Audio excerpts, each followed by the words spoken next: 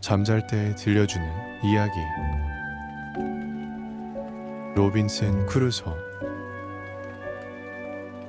다니엘 디포 지음, 이종환 옮김,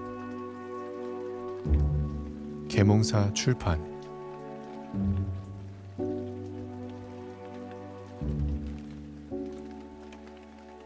나는 1632년 영국의 요크에서 태어났습니다.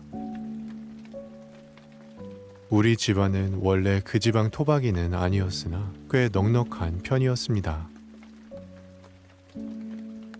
아버지는 독일의 브레멘 사람으로 영국에 건너와서 헐이라는 곳에 살면서 재산을 모은 후 요크로 옮긴 것입니다. 거기에서 아버지는 로빈슨이라는 그 지방 부잣집 딸과 결혼했습니다. 나는 어머니 친정집 이름을 따서 로빈슨 크로이츠네르라고 불렸습니다. 그러나 이것이 영국식 발음으로 크루소라고 되어 어느덧 본명으로 쓰였습니다. 나에게는 형이 둘 있었습니다. 첫째 형은 영국의 어느 보병연대 중령으로 에스파냐와의 전쟁에 참가하여 딩케르 부근에서 전사했습니다. 둘째 형은 어떻게 되었는지 모릅니다. 마치 내가 나중에 어떻게 되었는지 우리 양친께서 모르게 된 것과 같이. 셋째 아들인 나는 젊을 때부터 스스로를 걷잡을 수 없는 들뜬 기분에 사로잡혀 지냈습니다. 무엇이든지 진지하게 생각하는 아버지는 나를 법률가로 만들 작정이었습니다. 그러나 나 자신은 외국에 나가는 것만이 유일한 소망이라 아버지뿐 아니라 어머니나 친구들의 충고와 권고 따위는 귀에 들어오지 않았습니다. 내가 나중에 불행한 일을 겪게 되는 것도 처음부터 그렇게 될 운명이었을 것입니다. 아버지는 진실하고 현명한 분이었습니다. 어느 날 아버지는 나를 방으로 불러 말하였습니다. 외국에 가서 온갖 모험 끝에 보통 사람과 다른 방법으로 성공하려는 사람은 생활이 어려워 어쩔 수 없는 사람이 아니면 굉장히 큰 야심을 가진 사람 중에 하나란다. 너는 생활이 어렵지도 않고 뛰어난 사람도 아닌 중간치니 여기에서 노력하여 출세하고 편안한 생활을 즐기는 게 좋아. 그리고 철없는 생각을 버리고 타고난 환경을 거역하지 말라고 충고하였습니다. 만약 내가 아버지 말대로 집에 가만히 있는다면 기쁘게 내 생활을 돌보아 주겠지만 뱃사람이 된다든지 하는 따위에 터무니없는 생각을 갖는다면 아무도 도와주지 않을 뿐더러 반드시 후회할 때가 오리라는 것이었습니다. 나는 아버지의 말을 듣고 크게 감동했습니다. 그래서 외국에 나가겠다는 생각을 그만두고 집에 있기로 결심했습니다. 하지만 그 결심은 오래 가지 않아 깨어졌습니다. 다시 어떻게든 외국에 나가려는 생각에 사로잡힌 나는 일자리를 굳이 마다하며 아버지 어머니와 몇 차례 말다툼까지 하였습니다. 그로부터 1년 뒤 나는 마침내 집을 나서고 말았습니다. 1651년 9월 1일이었습니다. 나는 한 친구의 꿰매 빠져 아무에게도 의논하지 않고 헐항에서 런던으로 가는 그 친구 아버지의 배에 올라탔던 것입니다. 이 항해는 처음부터 불행이 계속되었습니다. 배가 떠나자 갑자기 바람이 일더니 바닷물이 몹시 출렁거렸습니다. 난생 처음 배를 탄 나는 일찍이 겪어본 일이 없는 고통을 겪어야 했습니다. 나는 하느님과 부모님을 배반하여 천벌을 받는 것이라고 깊이 반성하며 몇 번이나 뉘우쳤습니다.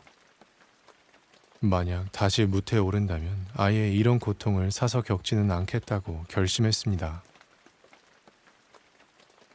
그러나 다음 날 바람도 파도도 잠잠해진 아름다운 바다를 바라보고 있으려니까 심하던 배멀미도 낫고 건강도 회복되어 간밤의 결심 따위는 씻은 듯이 사라져버렸습니다. 항해한 지 6일 만에 템스 강 어귀에 닿았습니다. 그런데 그곳에서 바람의 방향이 바뀌기를 기다리고 있는 동안 다시 사나운 풍랑이 일기 시작했습니다. 배는 정처 없이 떼밀리다가 마침내는 침몰하고 말았습니다. 나는 초주검이 된 상태로 겨우 크로머 서쪽 해안에 기어오를 수가 있었습니다. 이 정도 골탕을 먹었으면 충분할 것입니다. 친구의 아버지인 선장도 집으로 돌아가라고 진심으로 충고하였습니다. 그러나 나는 어쩐 셈인지 그럴 결심이 서지 않았습니다. 인간, 특히 젊은이는 후회하는 것을 부끄럽게 여겨야 된다고 생각했기 때문입니다. 바보라고 경멸당할 일을 저지르고도 그것을 부끄러워하지 않을 용기와 그만하면 현명하다고 존경받을 수 있는 일을 자신만만하게 해낼 수 있어야 하는 것입니다. 얼마 동안 나는 작정을 하지 못하고 있었습니다. 그러나 시간이 흐름에 따라 배가 침몰했을 때의 공포는 사라지고 집에 가고 싶은 마음도 처음같이 강하게 일어나지 않았습니다. 나는 바다로 나갈 결심을 새로이 했습니다. 이번에는 아프리카 해안으로 가는 배에 올라탔습니다. 이것은 뱃사람들 사이에 흔히 기니 여행이라고 일컬어지는 배길이었습니다. 선장은 나에게 친절하게 대해주며 항해술이라든가 배의 침로를 재는 방법 따위를 가르쳐 주었고 내가 가져간 몇 가지 물건으로 돈벌이를 시켜주었습니다. 그러나 선장은 이 항해에서 돌아오자 곧 세상을 떠났습니다. 그래서 나는 항해사에서 선장이 된 사람과 다시 그 배를 타고 기니 여행길에 올랐습니다. 이것은 참으로 운이 나쁜 항해였습니다. 배가 카나리아 제도와 아프리카 해안 사이를 지나고 있을 때 그만 터키 해적선과 맞닥뜨리고 말았습니다. 우리는 힘껏 싸웠으나 힘이 모자랐습니다. 살아남은 사람들은 모두 아프리카 북쪽 해안의 살레라는 곳으로 끌려갔습니다. 살레에서 나는 해적선 선장의 노예로 2년 동안 비참한 생활을 하면서 어떻게든 그곳을 도망쳐야겠다는 생각으로 스스로를 달래고 있었습니다. 2년째 나는 무어인인 서리라는 노예를 속여 선장이 낚시할 때 쓰는 배로 도망쳤습니다. 그러나 이때도 목표로 삼은 에스파냐 해안으로 가기는커녕 맹수나 식인종밖에 살지 않는 아프리카 해안을 표류하다가 가까스로 포르투갈 배에 구조되었습니다.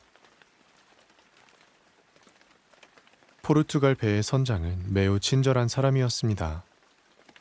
그는 나를 브라질까지 데리고 가서 한 농장 주인에게 소개해 주었습니다. 나는 그 사람과 함께 살면서 감자 재배법이랑 설탕 만드는 법 등을 배우게 되었습니다.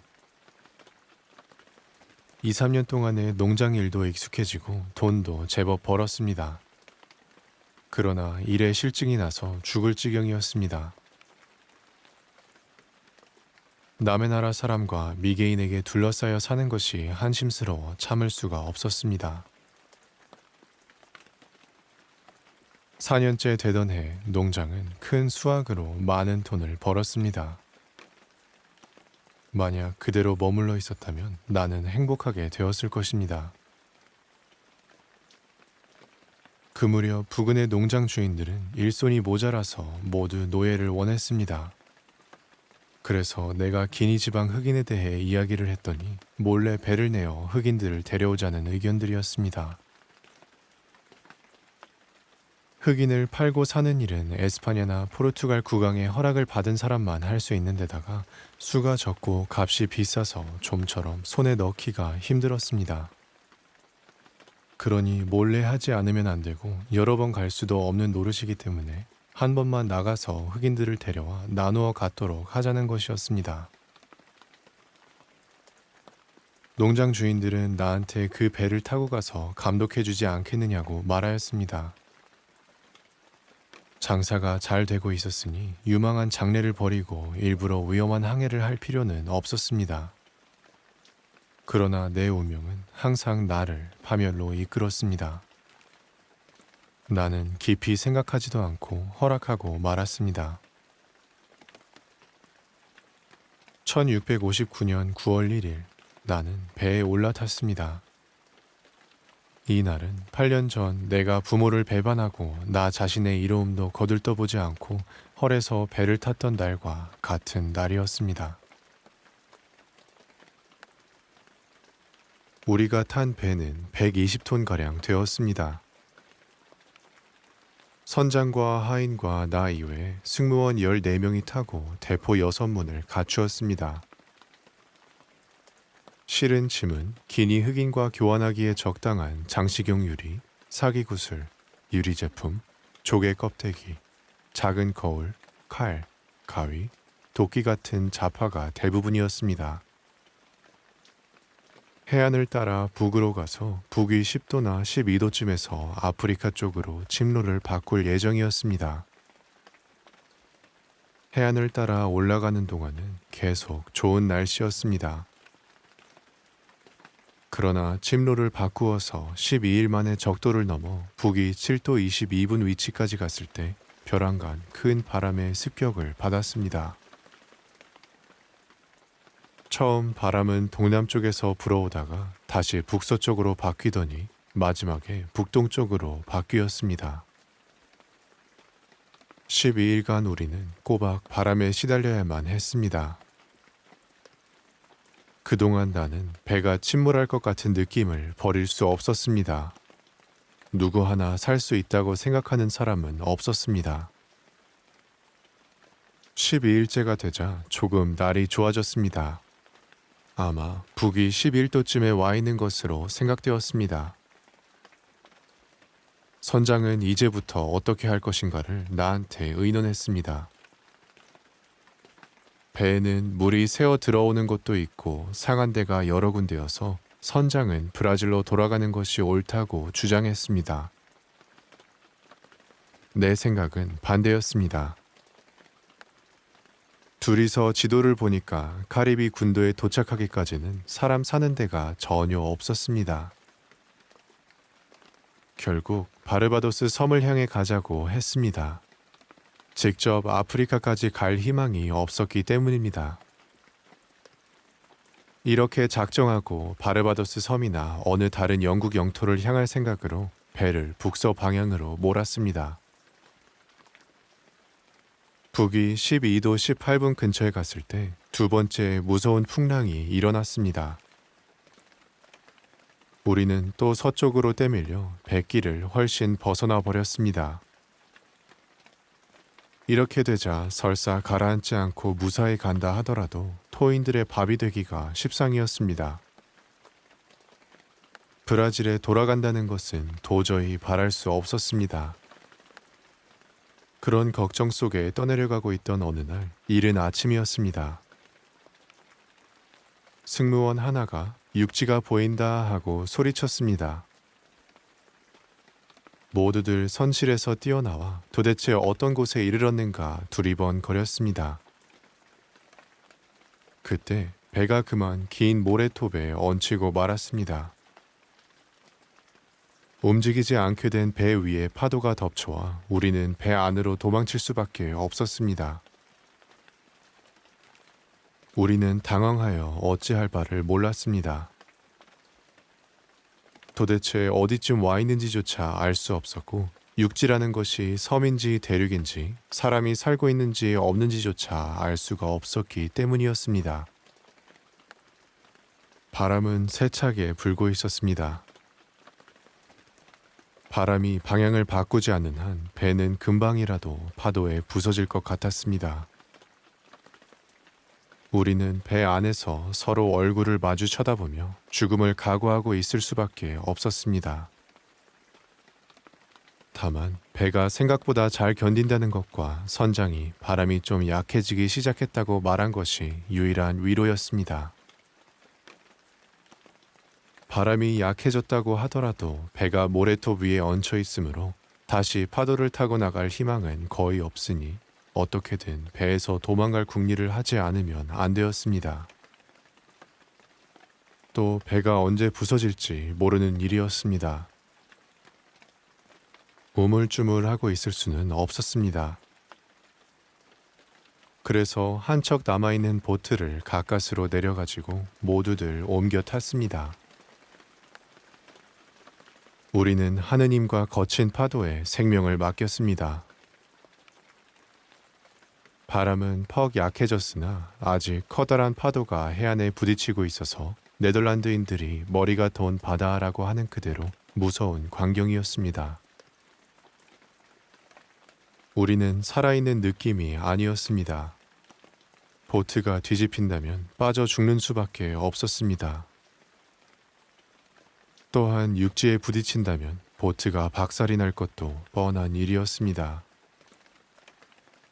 그러나 생명을 하느님께 맡기고 우리는 바람에 때밀리는 대로 죽을 힘을 다해 보트를 저어갔습니다. 4마일인가 5마일인가를 저어갔을 때 뒤에서 산더미 같은 큰 파도가 덮쳐왔습니다. 우리는 이제 끝장이라고 생각했습니다. 파도는 무서운 기운으로 덤벼와 금방 보트를 둘러엎었습니다. 우리는 보트에서 내동댕이 쳐져 하느님을 찾을 새도 없이 파도 속에 말려 들어갔습니다. 나는 헤엄에는 자신이 있었으나 파도에 휘말려 숨을 쉴 수가 없었습니다. 파도가 육지 쪽으로 훌쩍 때밀려 가서 힘을 잃고 빠져나오기 시작하자 물을 먹어 절반쯤 죽어가는 내 몸은 모래톱 위에 버려져 있었습니다.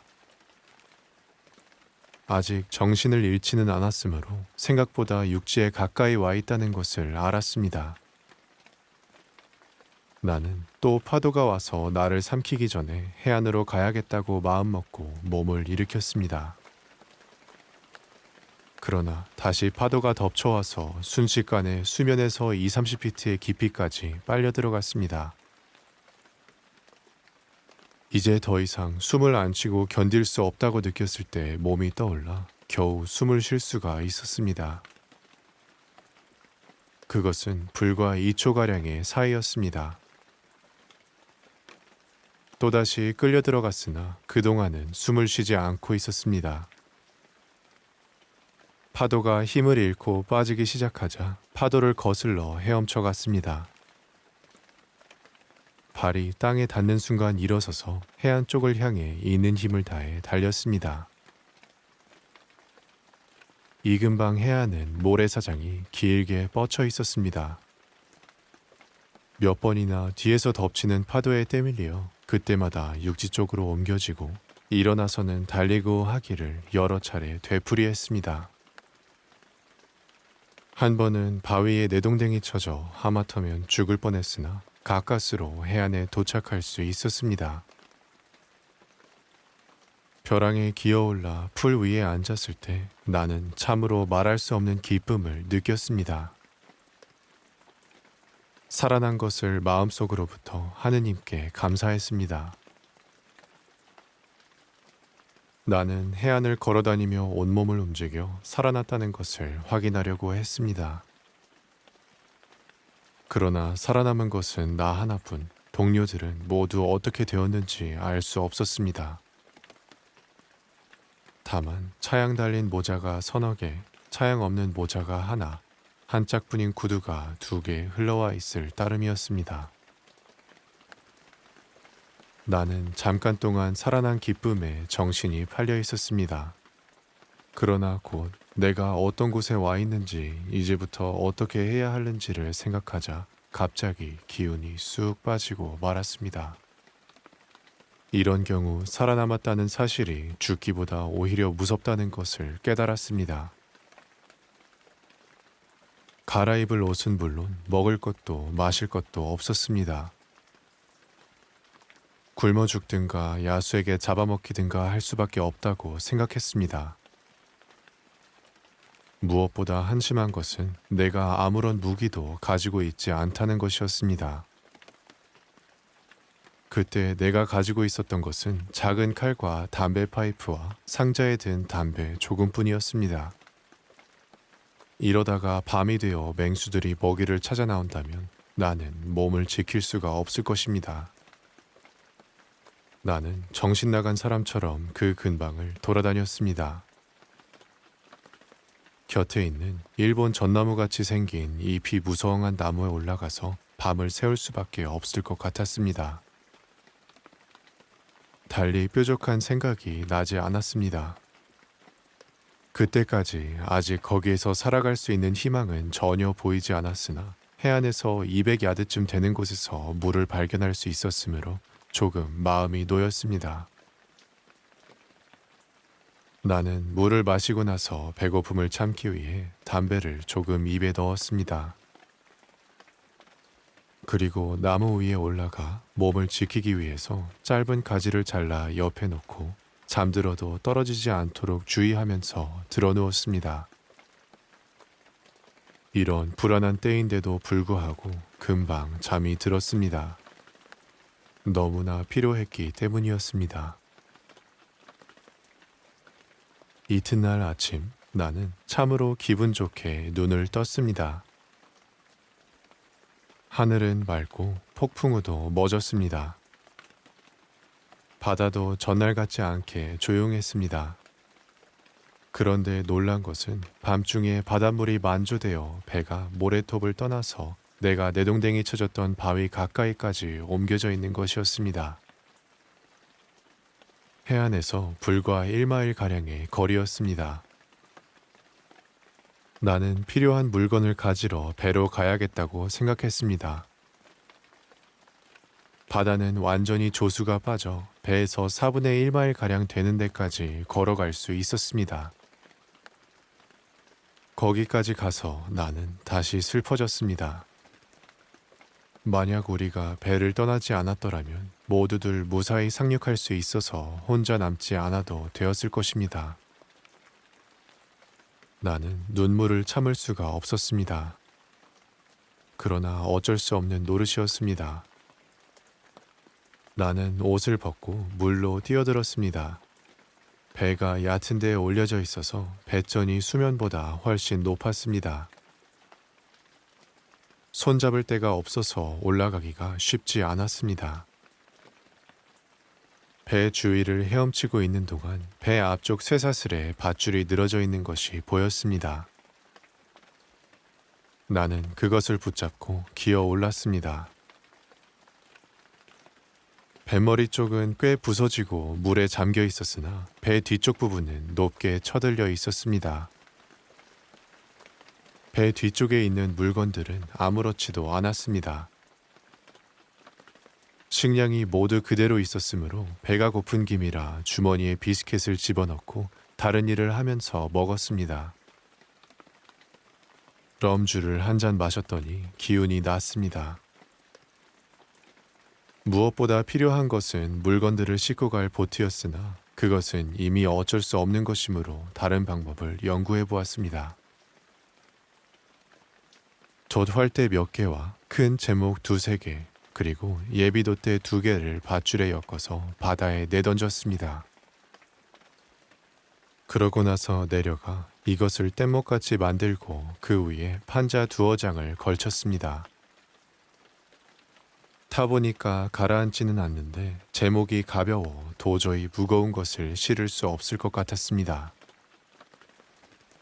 머리를 짜고 짜서 돛대 하나를 3토막으로 잘라 그것을 뗏목에 매달았습니다. 이것으로 뗏목은 웬만큼 물건을 실을 수 있게 되었습니다. 이제는 무엇을 싣느냐는 것과 실은 물건을 튀는 물방울에 젖지 않게 하는 방법이 문제였습니다. 우선 승무원들이 사용하던 상자를 3개 내렸습니다. 그러기에 앞서 나는 그 속을 비우고 대신 빵, 쌀, 치즈 덩어리 3개, 말린 양고기 덩어리 5개, 그리고 곡식들을 집어넣었습니다. 곡식은 밀과 보리였는데 대부분 쥐들이 휘저어놓아 나는 몹시 실망했습니다. 술 종류는 감로주를 합쳐서 5, 6상자가 되고 또 포도주가 5, 6갤런이 있었는데 이것도 따로 실었습니다. 그때쯤부터 조수가 밀려 들어왔습니다. 어느새 모래 위에 벗어둔 저고리와 셔츠가 물결에 떠내려가고 있었습니다. 옷이 떠내려가는 것을 보고 나는 옷도 당장 필요한 만큼만 가져가기로 했습니다. 또 구석구석 뒤져서 목수 연장통을 찾아냈습니다. 그것은 배에 가득한 금덩어리보다도 훨씬 소중한 것이었습니다. 다음은 탄약과 무기였습니다. 잘 만들어진 엽총 2자루와 단총 2자루, 화약 넣은 부대 몇 개, 산탄이 들어있는 작은 부대, 그리고 2자루의 녹슨 헌칼을 우선 가져가기로 했습니다. 다시 여기저기 뒤지니 화약통 3개가 나왔습니다. 그중 2은 물에 잠기지 않아서 그것도 뗏목에 실었습니다. 짐은 이만하면 충분했습니다. 이제는 어떻게 가느냐 하는 것이 문제였습니다. 돛대도 노도 키도 없으니 조금이라도 바람이 일면 뒤집힐 것이 틀림없었습니다. 바다는 잔잔했습니다. 조수는 차서 육지 쪽으로 흐르고 있고 산들바람이 역시 육지 쪽으로 불고 있는 것이 내 기운을 북돋워 주었습니다. 나는 다시 망가진 노 2개와 연장통에 들어있는 목수 연장 외에 톱 2개, 도끼와 망치를 뗏목에 싣고 배를 떠났습니다. 1마일가량은 썩 잘 갔습니다. 다만 내가 먼저 상륙한 자리보다 조금 빗나간 대로 뗏목이 흘러갔지만 그것은 단순히 밀물 때문인 것 같았습니다. 이윽고 저 앞에 작은 후미진 곳이 나타났습니다. 조류는 그리로 흐르는 것을 알 수 있었습니다. 나는 되도록 뗏목이 그 가운데로 들어가도록 신경을 쓰고 있었습니다. 그러나 아차 하는 순간 뗏목은 모래톱으로 올라가 하마터면 짐 전부가 물속에 떨어질 뻔했습니다. 나는 반시간가량이나 등으로 상자를 떠받쳐 짐이 미끄러져 떨어지지 않도록 하고 있어야만 했습니다. 만조가 되면서 뗏목은 다시 균형을 되찾아 물 위에 떠올랐습니다. 나는 노를 가지고 뗏목을 물살 속으로 떼밀었습니다. 작은 강 어귀에 이르러 강을 거슬러 올라가는 것이었습니다. 나는 뗏목될 장소를 찾아 강 언덕을 돌아보았습니다. 강 오른쪽 작은 후미진 곳을 발견한 나는 노를 저어 뗏목을 강 어귀 속으로 밀어넣으려 했습니다. 몇 번이나 짐들이 떨어질 뻔했으나 그때마다 가까스로 뗏목을 바로 잡았습니다. 나중에는 망가진 노 2자루를 뗏목 양쪽에 꽂아 뗏목이 흘러내려가지 않도록 해놓았습니다. 조수가 빠진 다음에 뗏목이 거기에 담기를 기다리기로 한 것입니다.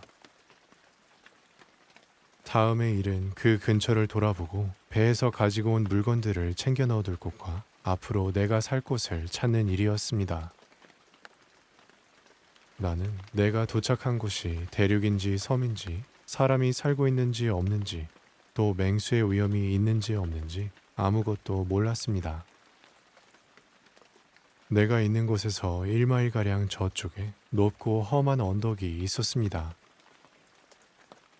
나는 엽총과 단총과 화약통을 들고 온갖 고생 끝에 그 언덕 꼭대기까지 올라갔습니다.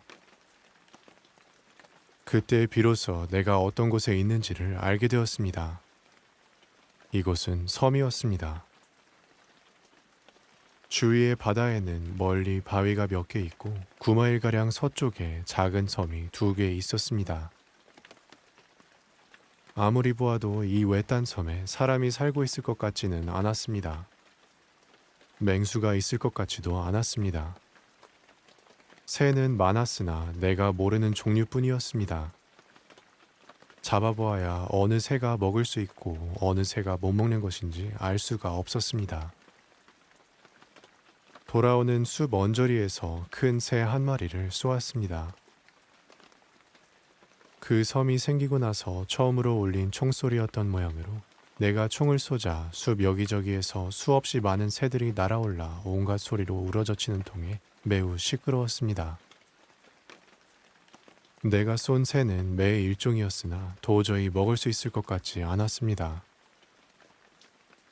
뗏목이 있는 대로 돌아가 짐을 끌어올렸습니다. 밤이 되면 어디서 자야 할지 망설여졌습니다. 맹수가 습격해오면 어쩌나 하는 걱정 때문이었습니다. 그래서 배에서 가지고 온 상자와 판때기로 튼튼한 울을 만들어 그 속에서 자기로 했습니다. 먹을 것은 아까 숲에서 들토끼를 닮은 동물이 두세 마리 뛰어나온 것을 보기는 했으나 어떻게 손에 넣어야 할 것인지 작정이 서지 않았습니다.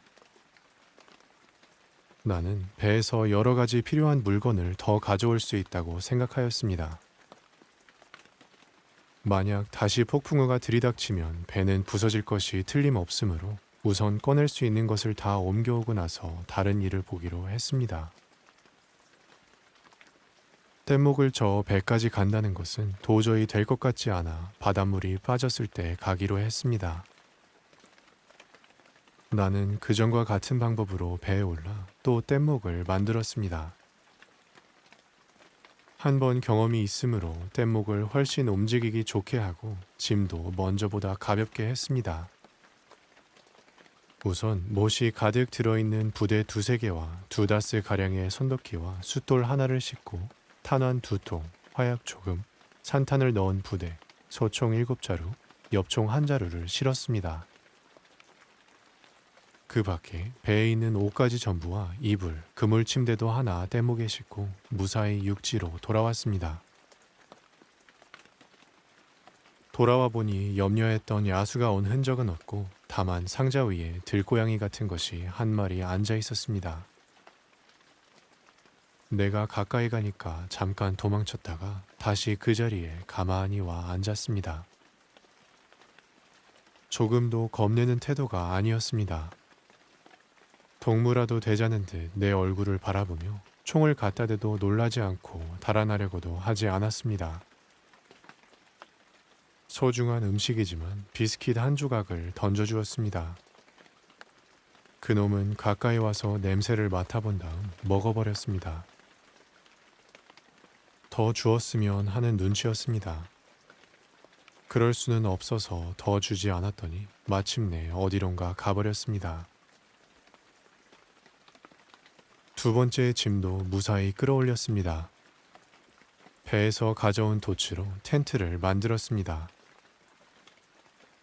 주위에는 빈 상자와 총을 쌓아 올려 사람이나 야수의 습격에 대비했습니다. 텐트 입구에는 상자를 세우고 안쪽은 판자로 막았습니다. 땅바닥에 이불을 깔고 머리맡에 단총 2자루와 소총을 넣고 섬에 와서 처음으로 이불 위에서 잤습니다. 이튿날 아침까지 푹 잘 수 있었습니다. 그 뒤 나는 매일 썰물 때면 배에 가서 손에 잡히는 대로 무엇이나 가져왔습니다. 그러는 중에 나를 기쁘게 한 것은 빵이 들어있는 큰 통과 작은 럼주 3통과 설탕 1상자 그리고 좋은 밀을 1통 발견한 것이었습니다. 큰 쇠사슬도 운반할 만한 길이로 잘라 가져왔습니다. 나는 13일간을 섬에서 지내며 그동안 11번이나 배에 가서 한 인간의 힘으로 옮길 수 있는 것은 다 옮겨왔습니다. 만약 날씨가 계속 좋았더라면 배 전체를 조금씩 부수어서 가져올 수 있었을 것입니다. 12번째부터는 바람이 불기 시작했지만 나는 그래도 갔습니다. 그래서 이제 아무것도 가져올 것이 없다고 생각했던 선장실 서랍에서 면도칼 2~3개, 큰 가위, 식사용 나이프와 포크 1다스, 그리고 유럽과 브라질의 금화와 은화를 36파운드가량 발견했습니다. 돈은 그때 나에게 있어서 칼 한 자루보다도 못한 아무짝에도 소용없는 것으로 여겨졌으나 그래도 다른 물건이랑 함께 가져가기로 했습니다. 뗏목을 만들고 있는 동안 하늘이 흐려지더니 육지 쪽에서 모진 바람이 불기 시작했습니다. 곧 배를 떠나지 않으면 섬에 돌아갈 수 없을 것 같았습니다. 나는 급히 배에서 뛰어내려 헤엄쳐 건넜습니다. 무거운 것들을 지니고 있는 데다가 파도가 높아서 여간 힘들지 않았습니다. 텐트로 돌아가 내 재산에 둘러싸여 드러누웠을 때 바야흐로 폭풍우가 시작되고 있었습니다. 바람은 밤새 불었습니다. 다음 날 아침 배가 있던 자리에는 아무것도 보이지 않았습니다. 나는 놀랐으나 배 안에는 이제 쓸만한 것이 없고 할 수 있는 일은 다 했으니까 하고 마음을 가라앉혔습니다. 나중에 배의 일부분이 떠내려왔으나 소용될 만한 것은 없었습니다. 나는 토인이나 맹수에게서 어떻게 몸을 지킬까, 또 살 곳은 굴을 팔까 텐트를 칠까 하고 궁리하기 시작했습니다. 결국 굴과 텐트를 다 만들기로 했습니다. 나는 내가 있는 곳이 살기에 적당하지 않다는 것을 깨달았습니다. 그래서 더 좋은 자리를 찾기로 하고 다음과 같은 조건을 꼽아보았습니다. 첫째, 지금 있는 곳은 바다에 가까운 습하고 질척질척한 곳이니 좀 더 건강에 좋고 가까이에 샘이 솟아나는 곳일 것. 둘째, 햇볕이 직접 쬐지 않을 것. 셋째, 토인이나 맹수로부터 습격받을 위험이 없을 것. 넷째, 혹시 섬 가까이로 배가 지나가는 일이 있을 때 곧 구조를 청할 수 있게 바다가 바라다 보일 것. 그러는 동안 나는 어느 언덕 아래에 있는 작은 평지를 발견했습니다.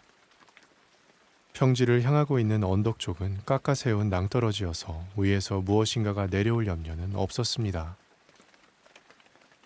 언덕은 온통 바위로 되어 있고 그 비탈에는 굴같이 깊지는 않지만은 푹 팬 부분이 있었습니다. 평지에는 잔디가 나 있고 폭 100야드, 길이는 그 곱절쯤 되었습니다. 또 언덕의 북서쪽이어서 해가 질 무렵까지는 햇볕이 직접 내리쬐지도 않았습니다. 나는 언덕 아래의 평지에 텐트를 치기로 작정하고 그 장소를 중심으로 반지름 10야드의 반원을 그렸습니다. 이 반원을 따라서 두 줄로 튼튼한 말뚝을 땅에다 박았습니다.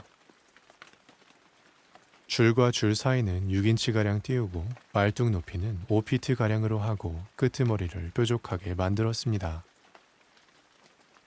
그리고 배에서 가지고 온 쇠사슬을 말뚝 사이에 집어넣어 위까지 쌓았습니다. 또한 안쪽 말뚝은 또 다른 말뚝으로 버티어 놓았습니다. 울타리는 아주 튼튼하게 만들어져 사람이고 야수고 이것을 부수거나 뛰어넘지는 못할 거라 여겨졌습니다. 이 울타리에는 입구를 만들지 않고 드나들 때는 짧은 사다리를 사용하고 안에 들어가서는 곧 집어넣어버리기로 했습니다. 그래서 밤에 걱정 없이 잘 수가 있었습니다.